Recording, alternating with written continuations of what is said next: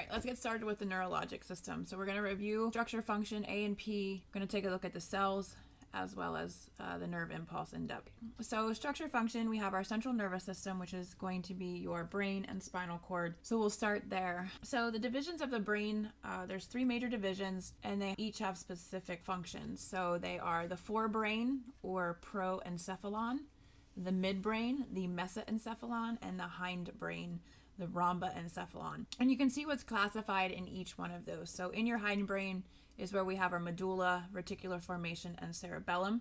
And then in the midbrain, that is going to be a big dopamine center, and then the relay of the visual and auditory signals.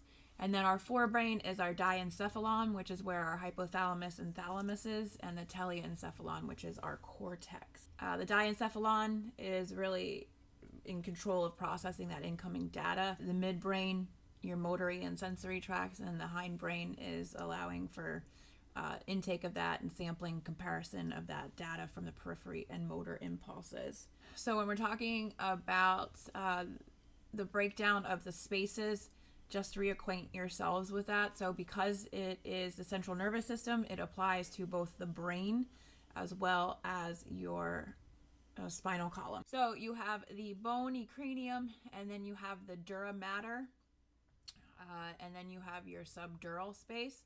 So dura mater, subdural, underneath the dura mater, kind of subarachnoid space, and then you have an outline here of the pia mater. So that is what's kind of that light brown outline there.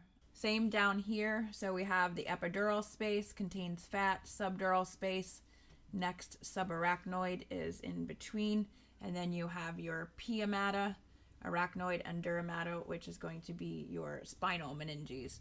This is your brain meninges classified up here. So the certain areas of your brain, this is broken down so you can see frontal lobes, prefrontal cortex, premotor areas. These lobes function voluntary muscle movement, memory, thinking, decision making. Parietal lobes, receiving and processing sensory information. Somatosensory cortex, processing touch sensation.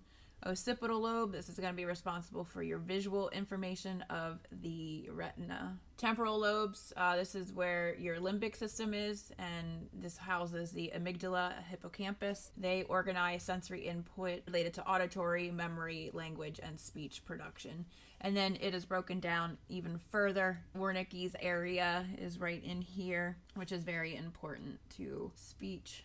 So moving down, so we have our brain, central nervous system, and then the central nervous system also contains the neuron. Okay, so the neuronal cells. So when we're talking about neuronal cells, we have the neuronal stem cell, the precursory cell, the stem cell, and then you're either going to do go into a neuron, or you're going to go into a support cell. So when we're talking about neurons, that's these classic looking ones that you all are familiar with the axon and the dendrite. And then we also have these support cells.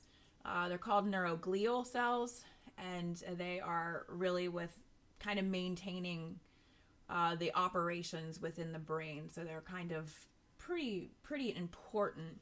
We got to make sure that these guys can function properly, and that's where we come with all of these guys. So we have a couple different things here. So astrocytes, they look like stars. They are star-shaped that maintain the working environment. These guys are the workhorses of the brain. So they control levels of neurotransmitters around the synapses. They basically kind of like clean the synapse. So when we're talking about that, what I mean is after you release your neurotransmitters, the astrocytes come in here and make sure you don't have any leftover debris. Kind of interesting. They also, if there's an injury in the CNS, they proliferate, divide, migrate, and surround and thicken, and they actually repair and make what's called a glial scar. They are involved in homeostasis, so potassium ions, they monitor fluid, they can act as a buffer. They do need oxygen and glucose to be able to perform their functions. They are also involved in the blood-brain barrier. Very important there. They add an extra layer so that prevent molecules from getting in. Very important astrocytes. So then we have the oligodendrocytes. So these guys actually support in between your axons. Basically, they kind of create a network attached from one neuron to the other.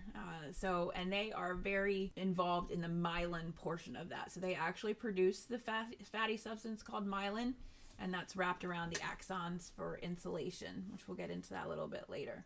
So they are very, very important with allowing repair and generation of the myelin. The glial cells, microglial cells, is basically the macrophages, and those guys are basically the cleaners, going to protect in that immune system and really try and protect it against that injury and disease.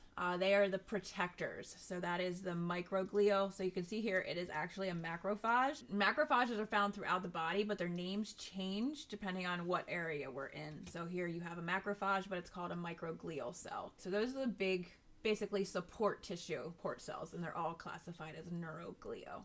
And then we have the typical neuron. So this is the actual functional unit, and this is what gets our synapses firing and gets our chemical gradient, our electrochemical gradient, and communication going. The Schwann shell is interesting. So this is similar to the oligodendrocyte that is in the central nervous system, but this is in the peripheral nervous system. So you can see here I classified central nervous system versus peripheral. But it is still classified as a neural cell. Okay, so when we're talking about neuronal cells, you kind of have to have this picture in your head as we're working through the next couple slides. So we have the axon of the previous neuron here. We have the synapse. And now remember, it looks like it's touching, but it technically is not touching. You have the synaptic gap or synaptic cleft, however you want to call it. But there is a layer of not touching, so they actually do not touch each other. So you have that stimulus that comes in. It's either going to be excitatory or inhibitory. At this time, the neuron is at its resting membrane potential.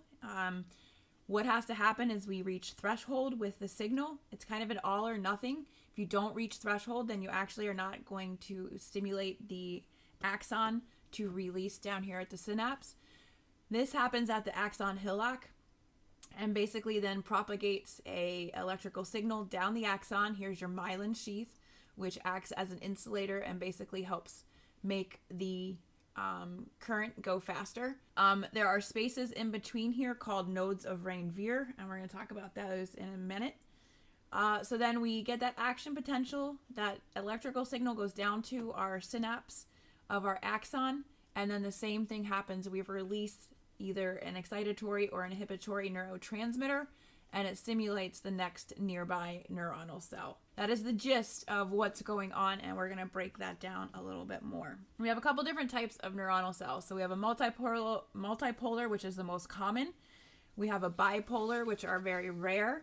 And then we have a unipolar, which are also not very common. So what happens here with the nodes of Ranvier is that the action potential of the myelinated axon, basically it prevents the local current from following across the membrane. This forces the current to travel down the nerve fiber in the unmyelinated nodes of Ranvier, which have a high concentration of ion channels. And then upon that stimulation, these ion channels propagate the action potential, jumps along the fiber as it's regenerated at each node. This is called salutary conduction. So here's a picture of neuronal action potential. So what we're saying here with stimulus is that you have this threshold. So you do have to get above threshold before you will have an action potential. Start at negative 70 millivolt, get our stimulus, we meet threshold, and then depolarization occurs. You can see the influx, outflux of potassium and sodium. We get into repolarization. Repolarization is potassium going out. Depolarization is sodium going in. There is another look at membrane potential. So negative 70, stimulus applied. We reached threshold. Voltage rises, voltage falls back to end of the action potential, and that's the classic situation. Our action potential, we get it down to our axon terminal, and we have release of neurotransmitters. Here's our nerve impulse. It's traveling down. We have synaptic vesicles that have all types of neurotransmitters in. Whether this is excitatory or inhibitory is what's going to be released out of here. So let's just say that this was serotonin. Neurotransmitters to be released, and then they would basically adhere to their receptor sites on the dendrite of the postsynaptic neuron, basically what is happening down here. All right, so here are a picture of the key neurotransmitters. Major player in both peripheral and central nervous system. You have adrenaline, obviously involved with the fight or flight. Noradrenaline is very important for concentration. Dopamine, many functions, motor control, reward and reinforcement, motivation. You have serotonin, very big with sleep, memory, appetite, mood. Also, it is in the GI tract, response to food. You have GABA, which is the major inhibitory transmitter. Glutamate, which is the major excitatory transmitter in the CNS. You have endorphins, which are related to pain. And then you have acetylcholine, which is big in the peripheral nervous system. It's released by the motor neurons in the autonomic, and also has a lot to do with cholinergic neurons of the CNS. The autonomic nervous system. So this is basically the internal regulation of rest and stress. So this is where we talked about stress and cortisol and fight or flight. This is what controls that. It's under the central control of the hypothalamus and solitary nucleus. Input from your periphery, neuronal pathway. So you have the central nervous system. So this is in the spinal cord. And then you have a preganglionic axon, so this is preganglionic, and then this is called a ganglion, and that's just basically that group of nerve tissue in there. And then after that tissue, so this is going to start being into the periphery. So then you have your postganglionic axon, and then that's going to affect the visceral effector organ, wherever that is, wherever that target is. This is what happens preganglionic, brain and spinal cord. Postganglionic is going to be peripheral, so outside the CNS. Regulate voluntary actions, internal organs, and then glands. I like this one. So sympathetic, so this is going to be your fight or flight. So when you look at all of this stuff, it makes sense. So just remember always picturing running from that dinosaur. So I'm going to need dilated pupils to be able to see where I am going. I am going to inhibit salivation. I am not really worried about digestion right now. Why do we salivate? It's to start to break down our food. So it's going to inhibit salivation because we don't need it right now. We need to have more cardiac output because we're running from the dinosaur, so it's going to increase our heart rate. Lungs, it's actually going to dilate the bronchi because I need more oxygen to be able to be delivered to my tissue. Stomach, it's going to inhibit digestion, but it's going to stimulate glucose. Still considered GI, but we do not need to digest anything at this time, but we do need glycogen for our muscles to be able to run from the dinosaur. Kidneys.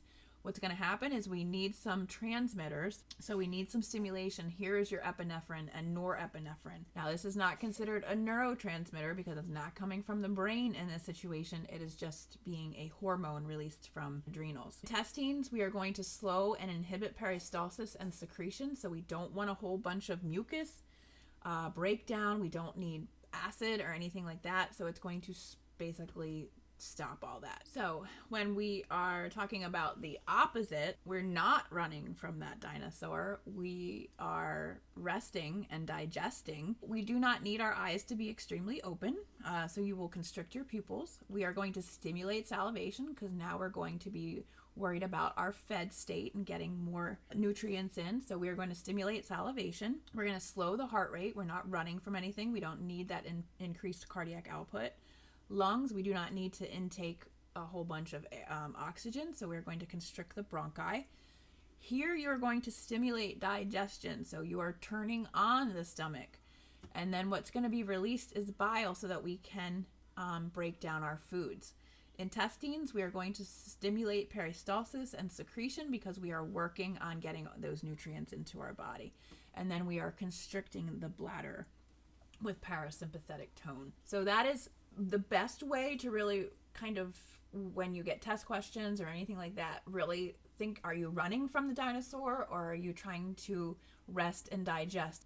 So sympathetic, what you need to know is that the spine signals originate in the spinal column. So this is what it's saying here.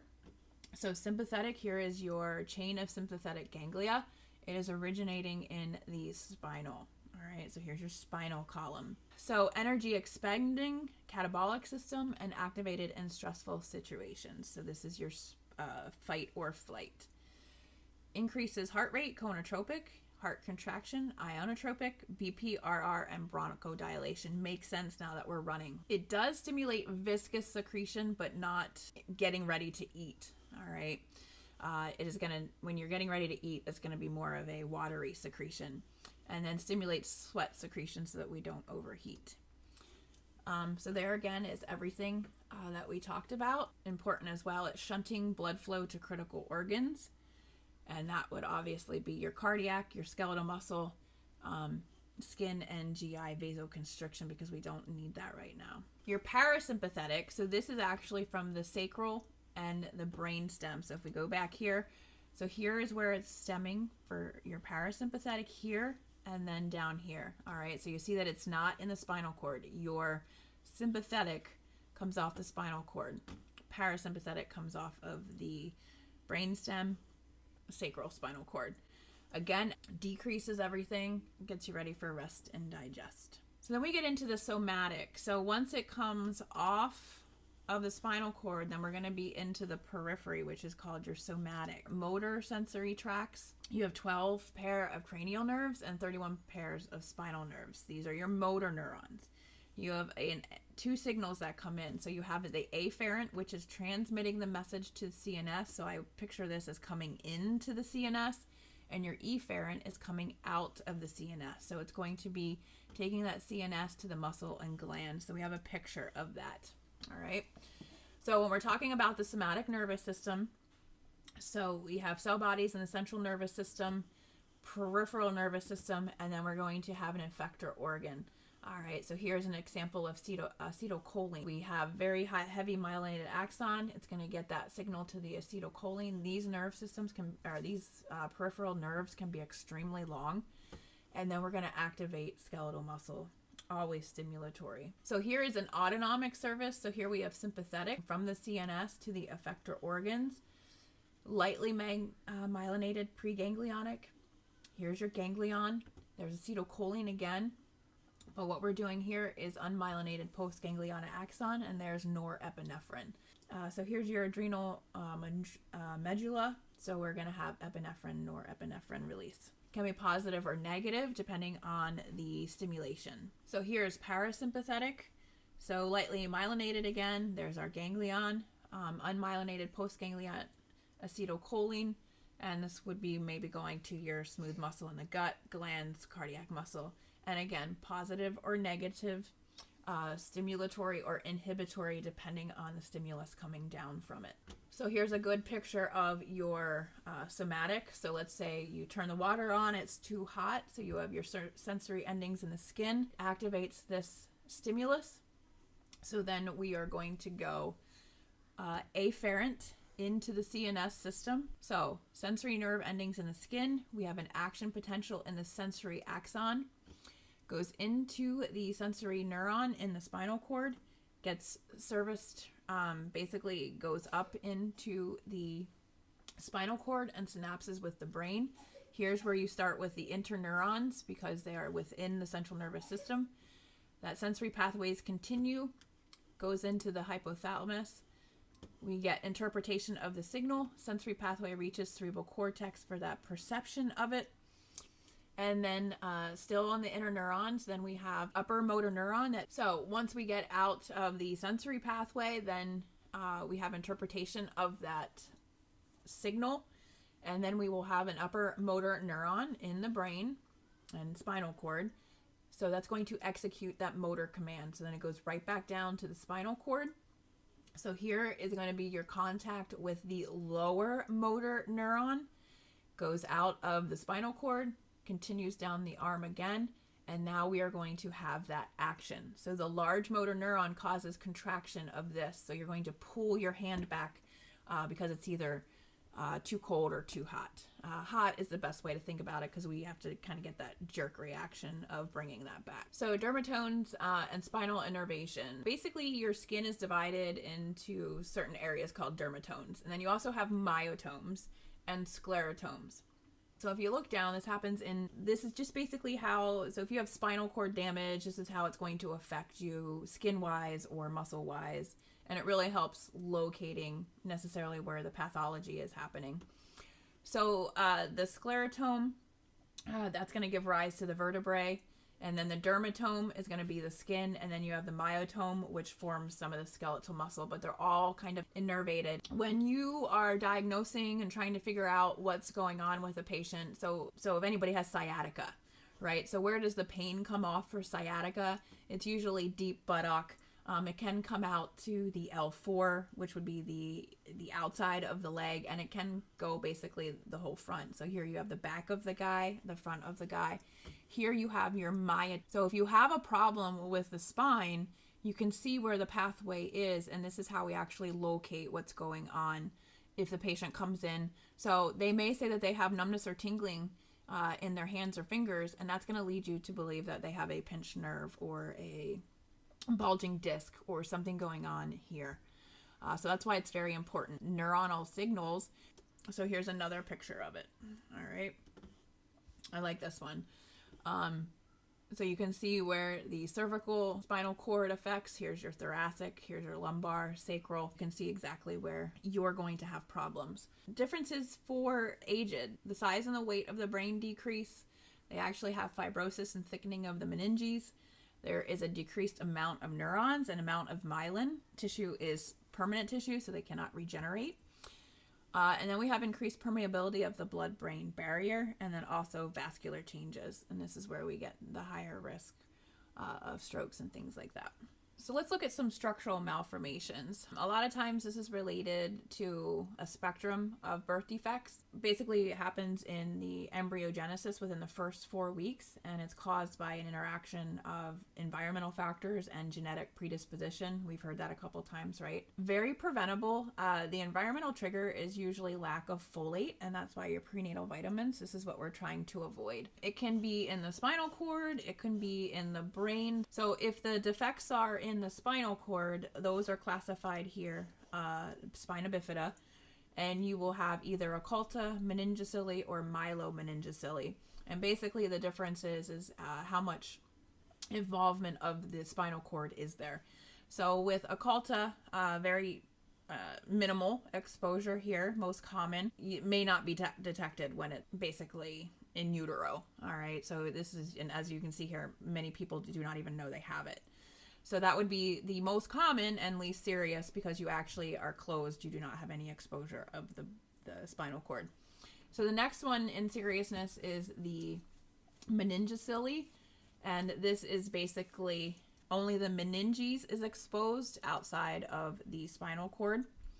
And it basically has this cyst-like swelling and opening of the spine. Then when you get into the myelomeningocele, this is when there's both spine and meninges that are exposed. So it's a neural tube defect of the brain. You have anencephaly, which is total or partial absence of the brain and cranium. If this happens, a lot of times they'll spontaneously abort and few survive infancy. Encephaly, so that's an abnormal or incomplete closure of the neural tube in the occipital region. And that's where you get this severe retroflexion of the neck and trunk, and this is also incompatible with life. So in encephalocele, so this is an abnormal defect in cranium and with protrusion of the brain. So this is brain tissue back here.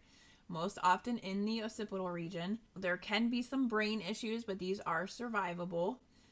You just have to have surgery when the child is basically born. You can have intellectual disability, hydrocephalus, spasticity, seizures. You can have a frontal encephalocele, and they have better development outcomes if it's from the back. So obviously you can see here we did not have proper closure, and this would be, so this is a cranioarachnosis encephaly accompanied by contiguous bony defect, and this would also be incompatible with life.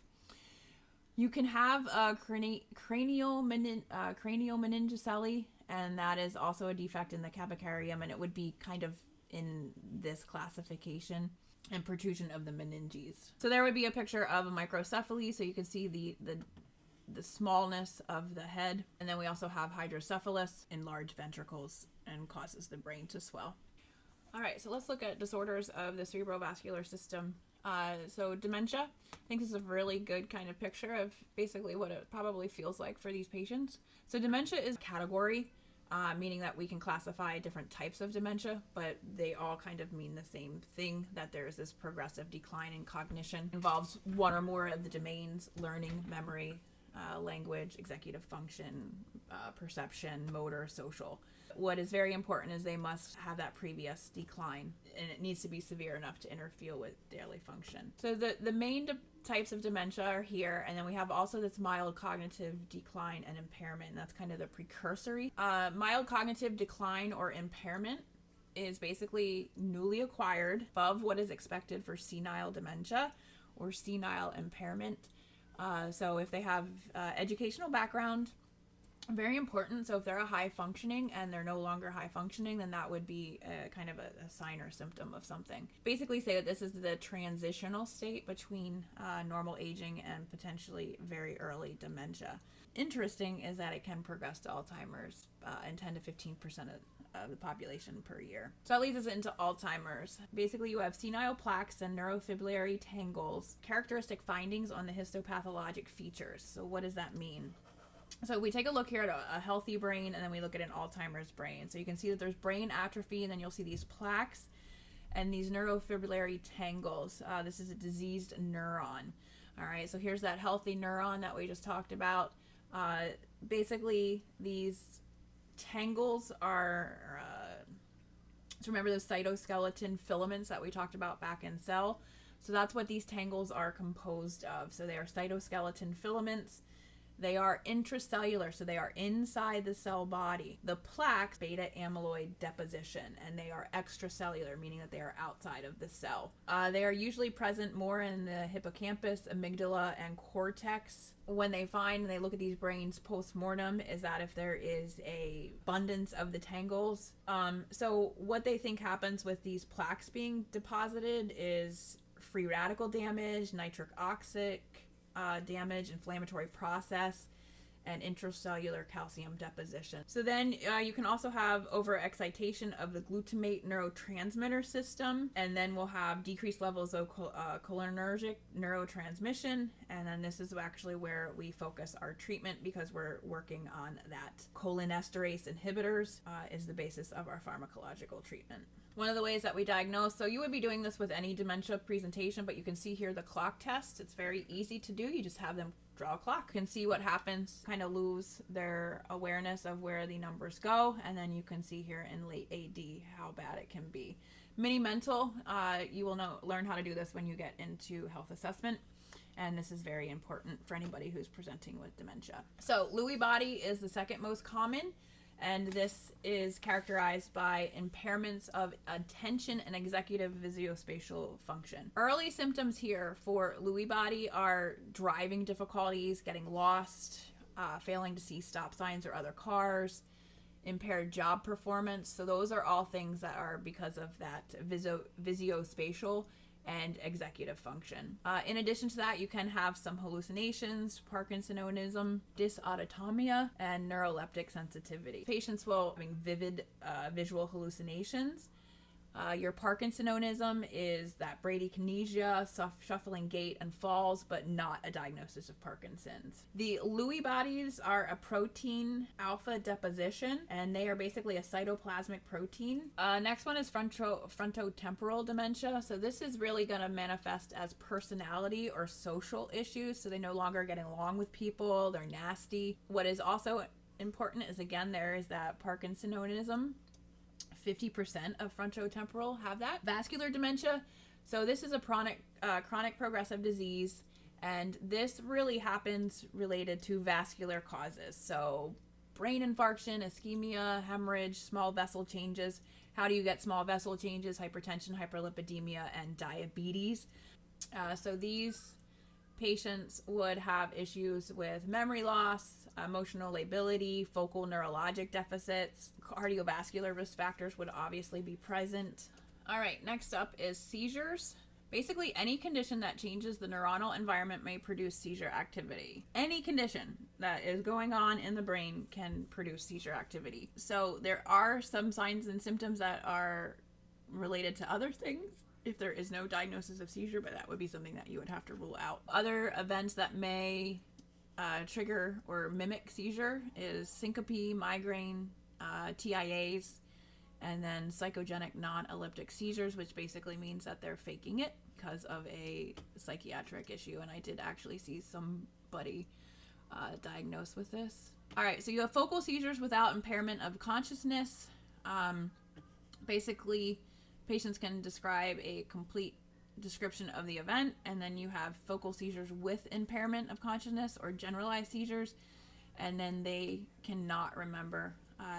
Usually they can remember before the seizure happens, but not much afterwards. Brain waves, this is how we diagnose. It's basically excessive neuronal discharge. So basically all your brain cells are kind of going crazy, and that's what gives you the seizure activity.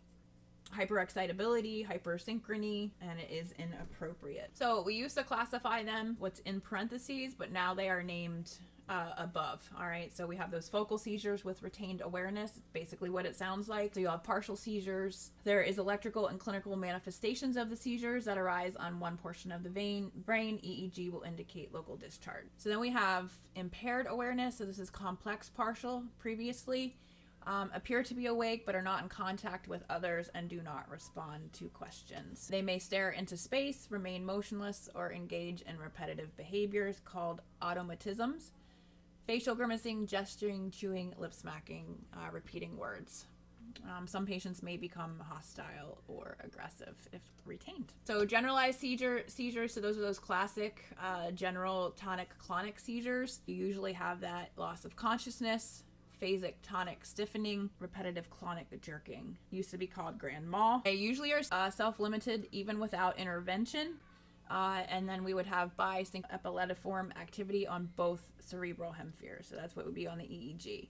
When we're talking about focal, there is just a portion of the brain. When we're talking about generalized, you're going to see both cerebral hemispheres, and it's kind of generalized and all over, diffuse and bilateral. Febrile seizures, so this is what happens in children, 3 months to 5 years. First occurrence is usually before 3 years of age, but infrequent in children under 6 months. Peak incident is 12 to 24 months. High fever, no intracranial infection or defined cause. They are usually self-limited as well. Basically, they are dependent upon the threshold temperature or height of the body temperature. They don't really necessarily know what the causes are for these febrile seizures. Diagnosis is clinical, but what you would want to do is make sure there's no other cause, such as meningitis or encephalitis. Self-limited, but they're very scary for parents. So epilepsy. So this is a recurrent generalized seizure, common in childhood, and that's how you get the diagnosis, is basically that it is recurrent. So the etiology and risk factors would include structural, genetic, infectious, metabolic. Investigating the history is very important. Depending on how bad they are, that's where the treatment would go. So here is anticonvulsants, ketogenic diet. So this is where the ketogenic diet came from. And then vagus nerve stimulation, lifestyle measures. Obviously, the EEG is the standard diagnostic test. And like we said, all of the seizures are related to some type of alteration in the CNS, leads to paroxysms of electrical discharges, basically hyperactivity neurons. So absence seizures, so these are basically an abrupt cessation of activity and responsiveness. Staring episodes is classic. There is no aura or post-ictal state for absence seizures. So there are these automatisms.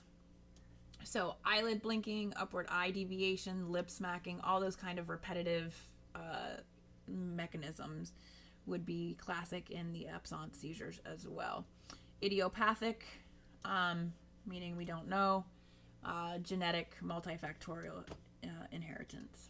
Okay, next up is headaches. So headaches is a very common sign and symptom that you are going to be working up. So 90% of men and 95% of women have at least one headache per year. So that's a big portion of the population.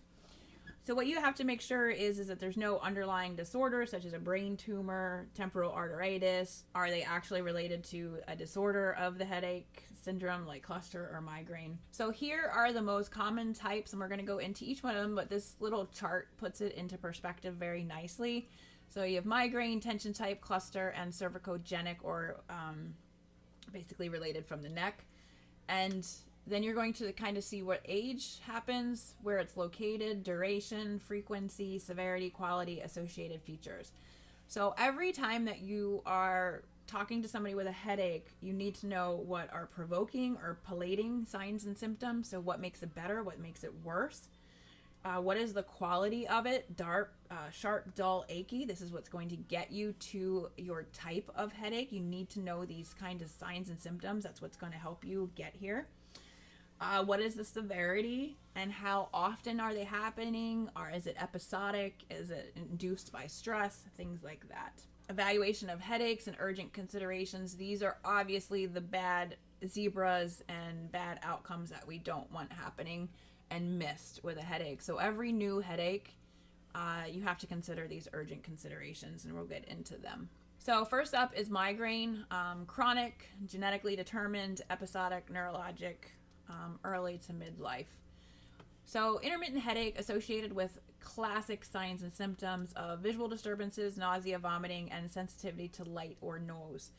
Technical terms are photophobia or phonophobia if you're sensitive to light and noise. You can have status migrainosus. You can have a migrainosus infarction, chronic migraine, analgesic gastropathy. These are all complications of treating your migraines. Okay, so when we're talking about pathophysiology of the migraine, so remember that we had that old vascular theory, which attributed the aura to vasoconstriction, headache to reflex dilation. That has been discredited, so that is no longer the thought process behind the pathophysiology of migraines.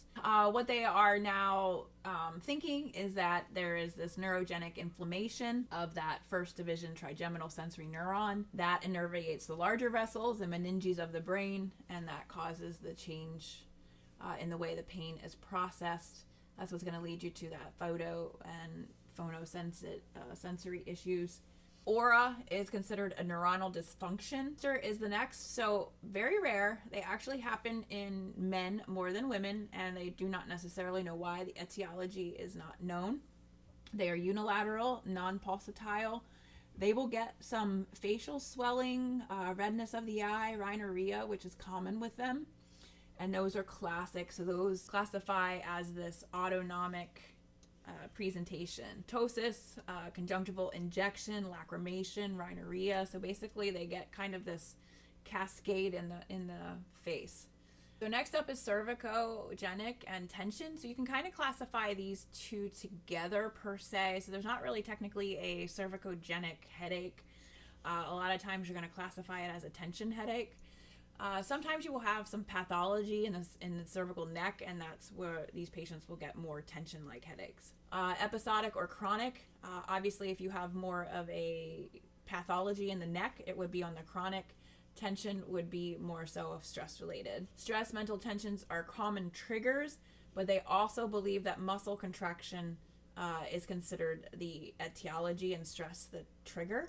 So does that make sense why you can put those two together? Because you're actually you have this muscle issue most likely related to a cervicogenic pathology, and that can create it. So if you go back to this, they can present really with either one of these, and you would classify it as a tension.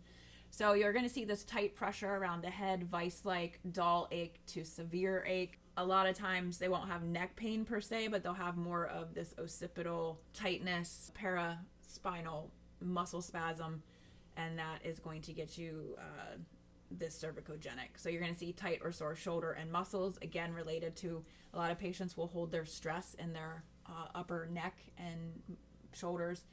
So you can classify those two together. Alterations in cerebral hemodynamics. So this would be your increased intracranial pressure. Usually it's a complication of trauma, tumors, hydrocephalus, hepatic encephalopathy. This is happening when you are in the hospital or you are getting sent to the hospital. You're not managing this on the outpatient.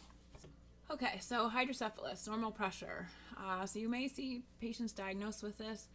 This is basically characterized by clinical features of the hydrocephalus with or without cognitive impairment and urinary symptoms, and you have a gait apraxia, but you would not have cerebrospinal fluid pressure elevated. A lot of times these patients will have ventricular peritoneal shunting, catch it early enough. Basically, the cognitive impairment, urinary frequency, urgency, or incontinence, fecal incontinence, and cognitive impairment would be signs or symptoms of it. Risk factors for this include older age, vascular disease, such as diabetes and hypertension, hyperlipidemia. They don't necessarily know why it happens or the patho behind it. There's some issue with blood perfusion of the basal ganglia. However, it does not lead to elevated pressure, so they're not exactly sure. All right, let's get on to our next section, cerebrovascular disorders. So basically strokes. CVAs are the most frequently occurring neurologic disorder.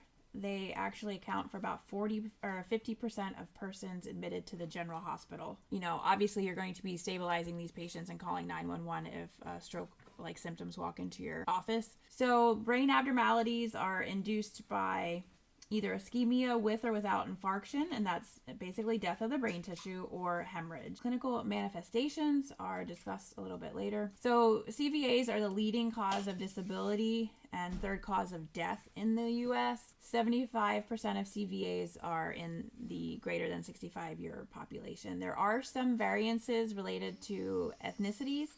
African Americans have higher risk, and then African Americans in the southern states have more of a higher risk, possibly related to diet and environment. African Americans between the age of 55 and 65 in those southern states have 50% more risk of dying from that stroke than in the north. So interesting statistics there. Very big spectrum of disability, from mild to non-existent deficits to completely unable to manage, and obviously coma or death. So classic ischemic stroke, you're going to have that blockage, and then the area behind will result in decreased blood flow and that area. And then we have hemorrhagic, where we have rupture, and then that leads to damage to the parenchyma behind it. Symptoms and signs, obviously arm or leg weakness, speech disturbances, facial, focal neurologic.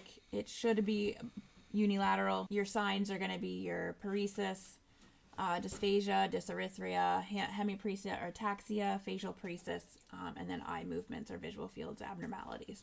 So you can see the statistics behind there. When we talk about distinguishing CVA etiology, is it embolic, hyperperfusion, or thrombotic? Embolic stroke, fragments break off from a thrombus formed outside the brain, and it involves small brain vessel obstructions, bifurcations, and other usual points of narrowing.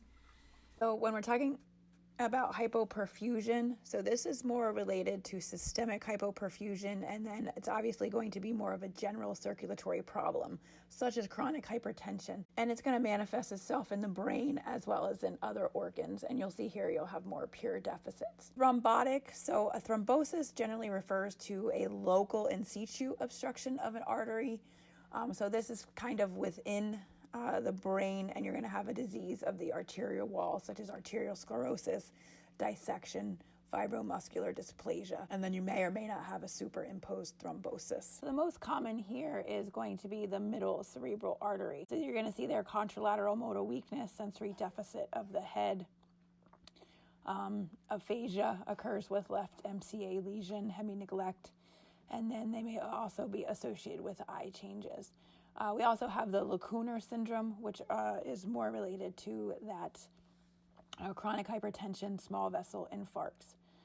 So ischemic infarcts, where that infarct is, there's an area behind it that becomes slightly discolored, and that's what we detect on imaging, and that is usually 6 to 12 hours after the occlusion. 48 to 72 hours, we'll have a mushy disintegration afterwards, but with that liquefactive necrosis, within 1 day the cell die. We bring then in inflammation. So we talked about those glia cells, neutrophils, etc. That inflammation and necrosis and swelling around that insult. After about a month, we have granulation like tissue in that area, that cavity, that change in architecture basically of the area. So transient ischemic attacks, these are less than 24 hours, usually less than an hour, and there's complete resolution of symptoms and signs. Classic symptoms are unilateral vision loss, transient aphasia, and vertigo. They have considerable risk and are kind of a precursor and increase your risk of having a full-blown CVA in about 15% of cases, and that's usually within 3 months.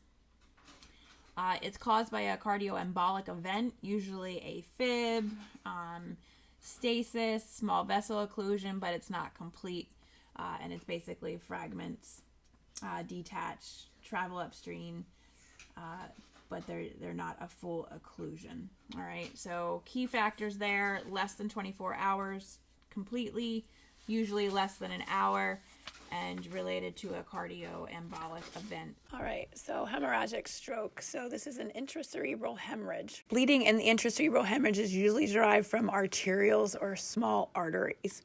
The bleeding is directly into the brain, and it forms a localized hematoma, which spreads along the white matter pathway. This happens over minutes to hours, and the hematoma gradually enlarges by adding blood at its periphery like a snowball rolling downhill. The most common causes of these are hypertension, trauma, bleeding diastases, illicit drug use, especially amphetamines and cocaine, and then your vascular malformations. So you have two types, basically: primary spontaneous, which is idiopathic, meaning that there's no identifiable vascular malformations or associated diseases, or anticoagulation. Neither one of those items can be present for primary spontaneous. So then you have a secondary. So this is a ability of an identifiable vascular malformation, and you may also have some type of medical or neurological disease that would promote that environment. And those may result from arteriosclerosis, congenital abnormalities, trauma, inflammation, cocaine abuse, and they can vary in size. They are basically asymptomatic until ruptured, and then that results in a subarachnoid hemorrhage. You have Berry aneurysms, and they usually happen at bifurcations. But you can have a saccular Berry aneurysm, fusiform, so there's different types of them. Screening for these is important because of high-risk behaviors, so hypertension, smoking, moderate to high alcohol consumption, family history of subarachnoids.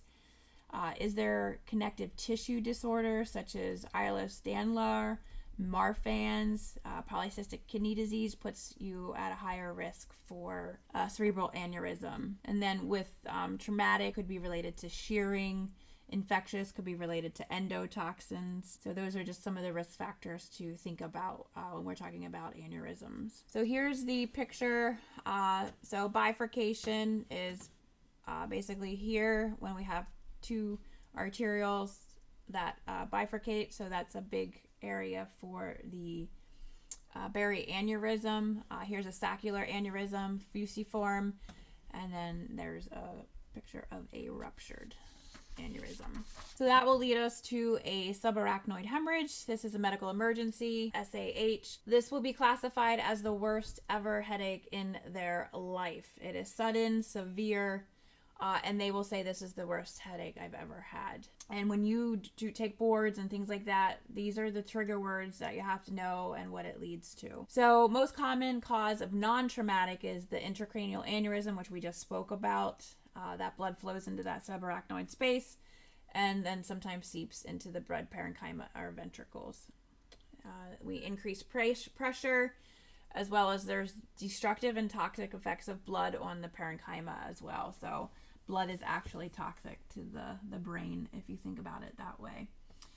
So there's those signs and symptoms that you should be aware of, but it is a medical emergency. Send them via ambulance to the emergency room. Another is arterial venous malformations. These are tangled masses of dilated blood vessels, and they create abnormal channels between arterial and venous systems. So they can occur in any part of the brain, and they vary in size from a few millimeters to large malformations that extend from the cortex to the ventricles. So they have abnormal blood vessel structure, they are abnormally thin, they have complex growth and remodeling patterns, and one or several arteries may feed that AVM and become tortuous and dilated over time. There is then sufficient blood shunted into the malformation, and that deprives the surrounding tissue then of adequate blood supply. So there's a pretty extensive one. Isn't that crazy looking? 20% of persons with AVM have characteristic chronic, non-descriptive headaches, sometimes experience migraine. 50% will experience seizures because of the compression.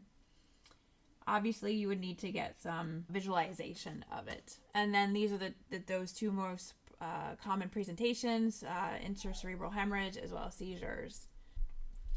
All right, just of note for children, perinatal stroke, which would be in utero, can be ischemic or hemorrhagic, and usually occurs between 20 weeks and then 28th day post-delivery. I would still classify it perinatal though.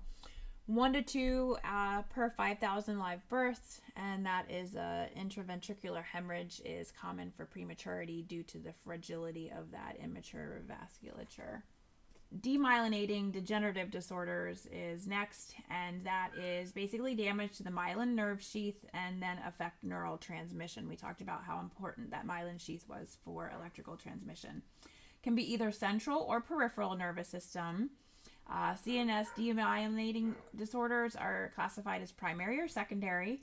And then multiple sclerosis would be a major demyelinating syndrome. Men have a more severe presentation of MS. We'll talk about that here in a minute.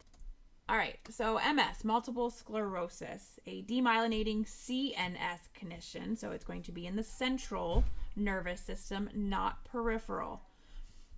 It is classically viewed as a disease of the CNS white matter, evidence that is both gray and white matter involvement. Relatively common acquired autoimmune inflammatory disorder, and it involves destruction of that axonal myelin in the brain and spinal cord. Usually between 20 and 40 years of age, more common in women.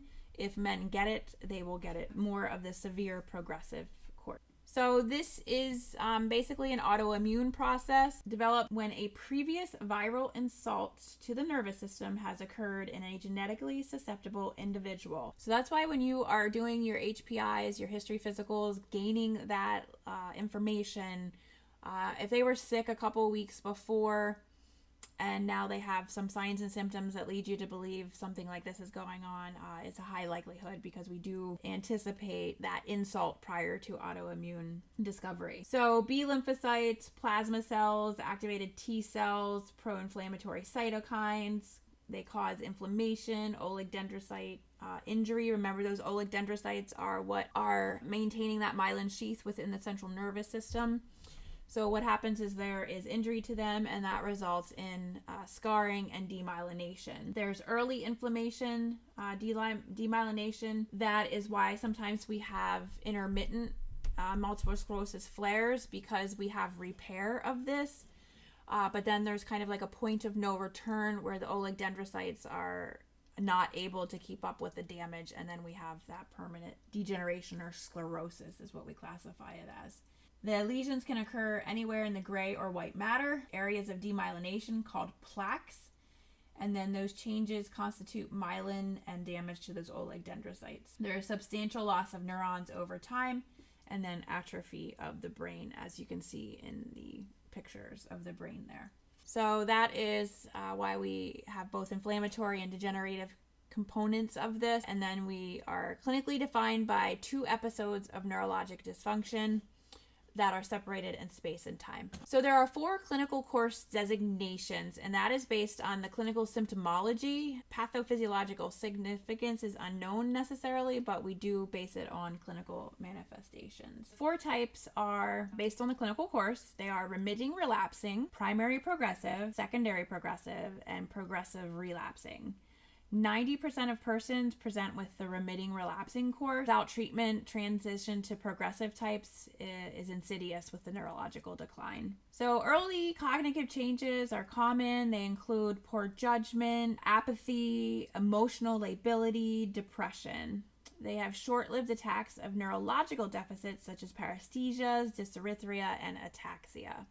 Some other things to consider is where the lesions are and they may present with. Optic nerve, obviously they would have some visual disturbances. Brainstem, maybe vertigo or scanning speech.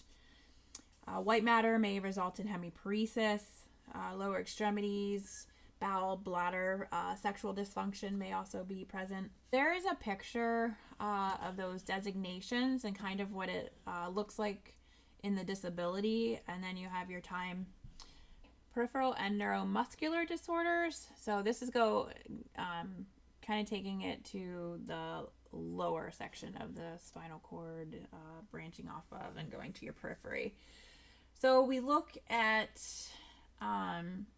neuropathies. So polyneuropathies are frequent neurological manifestations of systemic illness such as DM, HIV, hypothyroidism. There can also be nutritional deficiencies, toxins, genetic disorders. So they can be classified as general neuropathies or focal, multifocal neuropathies. So Guillain-Barré, acute inflammatory polyneuropathy, and its axonal and demyelinating forms. Cause is usually humoral cell-mediated immunity. Influx of macrophages destroy the myelin and denudes the axons. Classically defined by motor difficulty, absence of deep tendon reflexes, so it would be hyporeflexia, paresthesias, there's no sensory loss, there could be higher albumin, and no reaction to that in the CSS. 2/3 with history of gastroenteritis or influenza-like illness weeks before the onset. So there we go again with a viral onset and then presentation of a disorder. This can affect all age groups. Manifests as that motor paralysis, usually ascending, respiratory insufficiency, dysphagia, dysarthria, cardiovascular, autonomic dysfunction. Another one is myasthenia gravis. So this is a disorder of voluntary or striated muscles that is characterized by muscle weakness and fatigability because of a defect in that nerve impulse transmission at the neuromuscular junction. So this is key. Neuromuscular junction is where the issue is. Between 70 and 80% of myasthenia gravis have pathological changes in the thymus as well. There's a couple different types. Don't worry about that. Just kind of understand the gist of it. It is acquired autoimmune mediated by antibodies against the acetylcholine receptor.